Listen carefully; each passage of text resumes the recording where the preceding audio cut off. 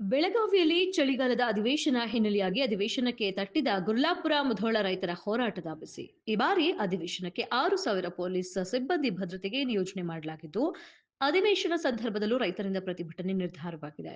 ಇದೇ ಡಿಸೆಂಬರ್ 8ರಿಂದ ಚಳಿಗಾಲದ ಅಧಿವೇಶನ ಆರಂಭವಾಗಿದ್ದು, ಬೆಳಗಾವಿ ಸುವರ್ಣ ವಿಧಾನಸೌಧದಲ್ಲಿ ನಡೆಯಲಿರುವ ಅಧಿವೇಶನಕ್ಕೆ ಈ ಬಾರಿಯ ಅಧಿವೇಶನ ಸಾಲು ಸಾಲು ಪ್ರತಿಭಟನೆಗಳ ಕರಿನೆರಳು ಚಾಚಿದೆ.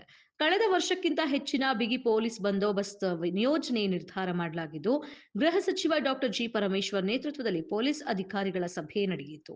ಬೆಳಗಾವಿ ಉತ್ತರ ವಲಯದ ಪೊಲೀಸ್ ಅಧಿಕಾರಿಗಳ ಸಭೆ ನಡೆಸಿ ನಿರ್ಧಾರ ಮಾಡಲಾಗಿದ್ದು, ಕಾನೂನು ಸುವ್ಯವಸ್ಥೆ ಕಾಪಾಡುವ ದೃಷ್ಟಿಯಿಂದ ಬಿಗಿ ಬಂದೋಬಸ್ತ್ ಮಾಡಲಾಗಿದೆ. 10 ದಿನಗಳ ಅಧಿವೇಶನಕ್ಕೆ 6,000 ಪೊಲೀಸ್ ಸಿಬ್ಬಂದಿಯನ್ನು ನಿಯೋಜನೆ ಮಾಡಲಾಗಿದ್ದು, ರೈತರು, ಮೀಸಲಾತಿ ಸೇರಿದಂತೆ ನೂರಾರು ಸಂಘಟನೆಗಳಿಂದ ಪ್ರತಿಭಟನೆ ನಡೆಯಲಿದೆ. ಆದರೆ ಅದನ್ನು ಯಾವ ರೀತಿ ನಿಭಾಯಿಸಬೇಕು ಅಂತ ಹೇಳಿ ಅದಕ್ಕಾಗಿ ನಾನು ಇವತ್ತು ಈ ರೇಂಜಿನ ಎಲ್ಲ SP ಗಳನ್ನು, ಬೆಳಗಾಂ ಕಮಿಷನರು, ಹುಬ್ಳಿ ಧಾರವಾಡ ಕಮಿಷನರು ಮತ್ತು ಗದಗ, ಬಾಗಲಕೋಟೆ, ಬಿಜಾಪುರ ಮತ್ತು ಬೆಳಗಾವಿ ಈ ಜಿಲ್ಲೆಗಳ SP ಗಳನ್ನು ಇವತ್ತು ಸಭೆಯನ್ನು ಕರೆದಿದೆ. ಈ ಸಭೆಯಲ್ಲಿ ಅನೇಕ ವಿಷಯಗಳನ್ನು ನಾವು ಚರ್ಚೆ ಮಾಡಿದ್ದೇವೆ. ಮೊದಲನೇದಾಗಿ ಸುಮಾರು 6,000 ಸಿಬ್ಬಂದಿಯನ್ನು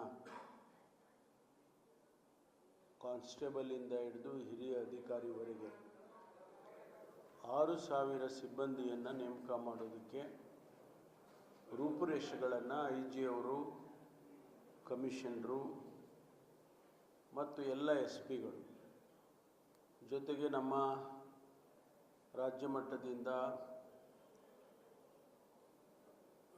ADGP ಅವರು, ಲಾ ಆ್ಯಂಡ್ ಆರ್ಡರ್ ADGP ಅವರು, ಮಾನ್ಯ ಹಿತೇಂದ್ರ ಅವರು, ಇವರೆಲ್ಲರಿಗೂ ಇವತ್ತು ನಾವು ಚರ್ಚೆ ಮಾಡಿದ್ದೇವೆ. ಸಿಬ್ಬಂದಿ ಕಳೆದ ವರ್ಷ ಏನು ನೇಮಕ ಮಾಡಿದ್ದು ಅದಕ್ಕಿಂತ ಹೆಚ್ಚಿನ ಮಟ್ಟದಲ್ಲಿ ನೇಮಕ ಮಾಡೋದಕ್ಕೆ ಚರ್ಚೆ ಮಾಡಿದ್ದೇವೆ. ಮತ್ತು ಯಾವ ರೀತಿಯಲ್ಲಿ ಸಮಸ್ಯೆಗಳು ಬರಬಹುದು ಅನ್ನೋದನ್ನು ಕೂಡ ಕಳೆದ ಅಧಿವೇಶನಗಳ ನಡೆಯುವ ಸಂದರ್ಭದಲ್ಲಿ ಆದಂಥ ಅನುಭವದ ಮೇಲೆ ಇವತ್ತು ನಾವು ಚರ್ಚೆಗಳು ಮಾಡಿದ್ದೇವೆ. ತಮಗೆ ಗೊತ್ತಿದ್ದಾಗೆ ಈ ಭಾಗದಲ್ಲಿ ಹೆಚ್ಚಿನಂಶ ಪ್ರತಿಭಟನೆಗಳು ಆಗುತ್ತವೆ.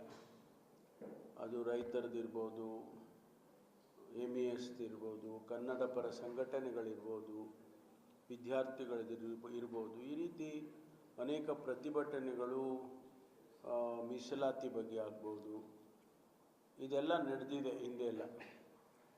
ಈಗಲೂ ಕೂಡ ಕೆಲವು ಅಂತಹ ಪ್ರತಿಭಟನೆಗಳು ಆಗುವ ಸಾಧ್ಯತೆಗಳಿದ್ದಾವೆ.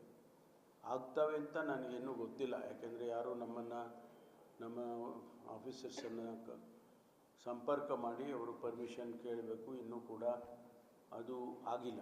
ಹಾಗಾಗಿ ಸ್ಪೆಸಿಫಿಕ್ ಆಗಿ ನಾನು ಹೇಳೋಕ್ಕಾಗೋದಿಲ್ಲ ಆಗುತ್ತೆ ಅಂತೇಳಿ.